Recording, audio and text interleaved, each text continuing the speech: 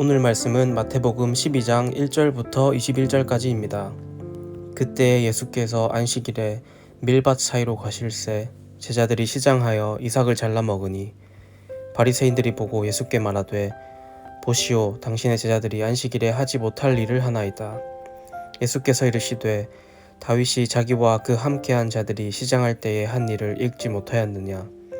그가 하나님의 전에 들어가서 제사장 외에는 자기나 그 함께한 자들이 먹어서는 안 되는 진설병을 먹지 아니하였느냐. 또 안식일에 제사장들이 성전 안에서 안식을 범하여도 죄가 없음을 너희가 율법에서 읽지 못하였느냐. 내가 너희에게 이르노니 성전보다 더 큰 이가 여기 있느니라. 나는 자비를 원하고 제사를 원하지 아니하노라 하신 뜻을 너희가 알았더라면 무죄한 자를 정죄하지 아니하였으리라. 인자는 안식일의 주인이니라 하시니라. 거기에서 떠나 그들의 회당에 들어가시니 한쪽 손 마른 사람이 있는지라. 사람들이 예수를 고발하려 하여 물어 이르되 안식일에 병 고치는 것이 옳으니이까. 예수께서 이르시되 너희 중에 어떤 사람이 양 한 마리가 있어 안식일에 구덩이에 빠졌으면 끌어내지 않겠느냐. 사람이 양보다 얼마나 더 귀하냐. 그러므로 안식일에 선을 행하는 것이 옳으니라 하시고 이에 그 사람에게 이르시되 손을 내밀라 하시니 그가 내밀매 다른 손과 같이 회복되어 성하더라. 바리새인들이 나가서 어떻게 하여 예수를 죽일까 의논하거늘 예수께서 아시고 거기를 떠나가시니 많은 사람이 따르는지라. 예수께서 그들의 병을 다 고치시고 자기를 나타내지 말라 경고하셨으니 이는 선지자 이사야를 통하여 말씀하신 바 보라, 내가 택한 종 곧 내 마음에 기뻐하는 바 내가 사랑하는 자로다. 내가 내 영을 그에게 줄 터이니 그가 심판을 이방에 알게 하리라. 그는 다투지도 아니하며 들레지도 아니하리니 아무도 길에서 그 소리를 듣지 못하리라.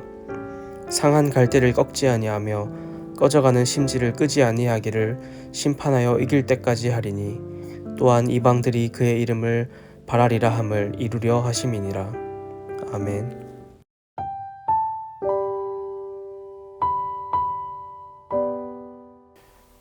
방금 읽은 말씀을 통해 안식일의 참된 의미를 보려고 합니다. 이 안식일은 단순한 휴식의 날이 아니라 하나님과 함께하는 날입니다. 창조 때부터 하나님은 안식일의 의미를 그렇게 지정해 주셨습니다. 하지만 사람들은 안식일을 오해해서 무조건 쉬는 날이다 이렇게 생각했고, 그래서 안식일에는 무엇을 하면 안 된다 하는 규칙들이 잔뜩 쌓이게 되었습니다. 본문에서 예수님은 바리새인들을 비롯한 사람들이 정해놓은 안식일 규율의 이 잘못된 전통을 가르쳐 주시고 안식일의 본질적인 의미를 그들에게 교훈해 주십니다. 오늘 본문을 세 부분으로 나누어서 당시 사람들에게 안식일이란 어떤 의미인가 이것을 보면서 오늘 우리에게는 신앙생활의 본질이 무엇 또 어디에 있는가 이렇게 우리 적용해 보도록 하겠습니다. 첫째로 예수님이 우리의 주인이십니다. 본문에서 예수님의 제자들이 안식일에 밀밭 사이를 지나가면서 이삭을 잘라 먹습니다. 그러자 이를 본 바리새인들이 비난합니다. 당시 유대인들은 안식일에 일체의 노동을 금지했는데 곡식을 베거나 이삭을 비벼 먹는 행위도 노동으로 간주되었습니다. 이 바리새인들은 안식일의 규정을 철저하게 지키는 것이 하나님께 대한 신앙이라고 생각했기 때문에 이 제자들의 행동을 문제 삼았던 것이죠. 그러나 예수님께서는 다윗의 사례를 들어 바리새인들의 잘못된 생각을 지적하십니다. 다윗과 그의 사람들이 굶주렸을 때 이 제사장만이 먹을 수 있는 진설병, 이 떡을 먹습니다. 근데 하나님께서는 이를 책망하지 않으셨습니다. 율법을 준수하는 것도 중요하지만 죽어가는 사람을 살리는 것이 더 중요하다는 사실을 말씀하는 것이죠. 또한 예수님께서는 성전에서 봉사하는 제사장들의 예도 들어주십니다. 이 제사장들은 안식일에 성전에서 일을 하는데 그들의 일은 안식일을 어기는 것이 아니지 않느냐 이렇게 말씀합니다. 이들의 일이 하나님을 섬기는 것이고 또한 사람들을 살리는 일이었기 때문입니다. 그러니까 중요한 것은 안식일에 대한 규율 자체를 지키려고 애쓰기보다는 안식일을 주신 하나님이 어떤 분이신가, 아는 것이 중요합니다. 무엇보다 하나님은 우리를 살리시는 분이다. 이 사실을 아는 것이 중요하고요.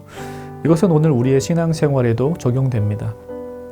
우리의 주인 되신 이 주님이신 예수님과 상관없이도 교회를 다니고 어떤 모임에 참석도 하고 어떤 행동도 하고 다 할 수 있습니다. 하지만 예수님이 어떤 분이신가를 잘 알고 그분과 관계를 형성하며 그분이 나의 주인이시고 그분이 나를 위해 말씀과 교회를 주셨다는 사실을 알지 못한다면 우리의 신앙생활 역시도 이 바리새인들처럼 무엇을 지키고 무엇은 행하고 무엇은 안 하고 이런 것으로만 끝날 수도 있게 됩니다.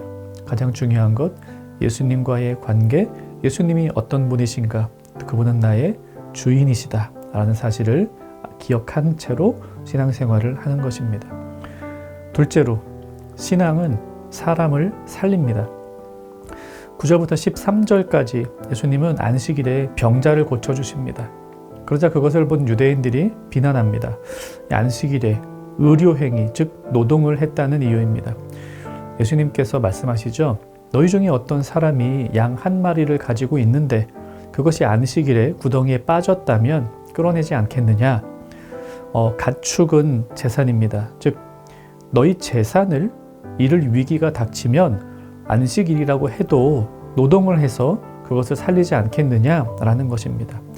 이 재산을 위해서도 안식일을 어긴다면 하물며 사람을 살리는 일, 이것이 어찌 안식일을 어기는 일이 될 수 있겠느냐라고 말씀하십니다. 신앙생활은 생명을 살리는 생활입니다. 특별히 나 자신을 살리는 생활입니다. 신앙생활을 하면서 무언가를 해야 한다라고 하는 압박과 강요에 시달린다면 그것은 바른 신앙생활이 아닙니다. 물론 우리가 지켜야 할 것들도 있고 절제와 순종도 요구되지만 그것은 성령 안에서 하는 기쁨의 순종이어야지 억지로 하는 것이 되어서는 곤란합니다. 신앙은 나를 살리는 것이라는 사실을 잊어서는 안 되겠습니다. 셋째로, 신앙은 타인을 살리고 회복시킵니다. 14절부터 21절 보면 예수님의 온유한 성품이 나타납니다. 자, 예수님께서 안식일에 병자를 고치시니 바리새인들은 그분을 죽일 계획을 세우기 시작합니다. 하지만 예수님은 그런 사람들의 악한 마음에도 아랑곳하지 않으시고 더 많은 이들을 고치고 회복시키십니다. 예수님에 대해 이렇게 말씀합니다. 다투지도 아니하며 외치지도 아니하시며 아무도 거리에서 그 음성을 듣지 못하리라. 이것은 이사야 선지자가 한 예수님에 대한 예언이었습니다. 그분은 율법주의자들, 이 안식일의 수많은 규칙을 가지고 자기 자신을 또 타인을 죽이려고 하는 이 사람들에 대해서 적대하거나 똑같이 그들과 싸우시거나 하지 않고 온유함과 사랑으로 모든 이들을 회복시켜 주십니다. 그렇다면 우리도 그와 같이 좀 서로를 적대시하고 싸우고 다투고 하는 생활을 해서는 곤란하겠습니다. 온유함으로 타인을 세우고 회복시켜 주는 것이 신앙생활의 본질임을 본문을 통해 보게 됩니다.